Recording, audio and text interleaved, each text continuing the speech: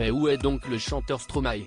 Alors qu'il semblait enfin remis sur de bons rails après sa dépression et ses problèmes de santé mentale, le chanteur belge a fait une brusque rechute il y a quelques mois.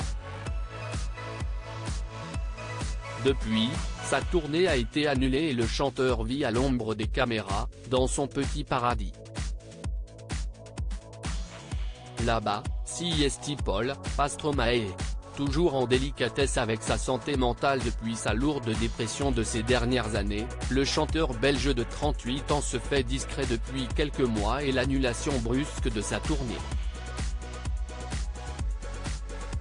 Incapable de gérer ses problèmes psychologiques et sa carrière en même temps, l'interprète de Papa Outé a préféré se consacrer à sa guérison et s'est réfugié chez lui, à Bruxelles, où il vit avec sa femme Coralie et son fils. Selon Le Parisien, qui lui consacre en effet une série de portraits, est même plus précisément à Forest, commune bobo et métissée de la capitale que se situe son repère, un penthouse au dernier étage d'un immeuble. Entouré de ses proches, dont son épouse et son bambin, bien sûr, mais aussi de son frère Luc, également son manager, et ses producteurs, le jeune homme tente tant bien que mal de se remettre sur pied. Et il garde son état de santé très secret, comme le révèle toujours Le Parisien, ni Luc, ni son producteur, ni aucun de ses proches n'est autorisé à aborder le sujet avec les médias.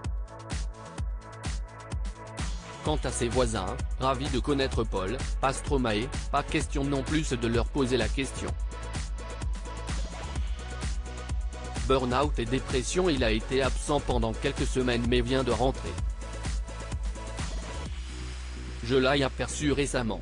On sent qu'il est ravi d'avoir des rapports normaux avec les gens. Il n'est pas prétentieux, péteux comme on dit chez nous. Je pense que si on commençait à lui parler de sa carrière, de sa musique ou de ses concerts annulés, il n'apprécierait pas, révèle un homme du quartier. Et pas question d'en dire plus. Pour rappel, Stromae avait connu un gros épisode de dépression après l'album Racine Carrée, une énorme tournée et un burn-out survenu en 2016. Après cela, il s'était mis en retrait de la scène pendant près de 5 ans avant de faire son grand retour fin 2021, puis début 2022 aux 20h de TF1, où il avait fait le show en chantant L'Enfer, qui parle de ses pensées suicidaires. Désormais, l'heure est au calme et au repos. Et peut-être qu'après ce retour à la normale, il pourra enfin retrouver ses fans.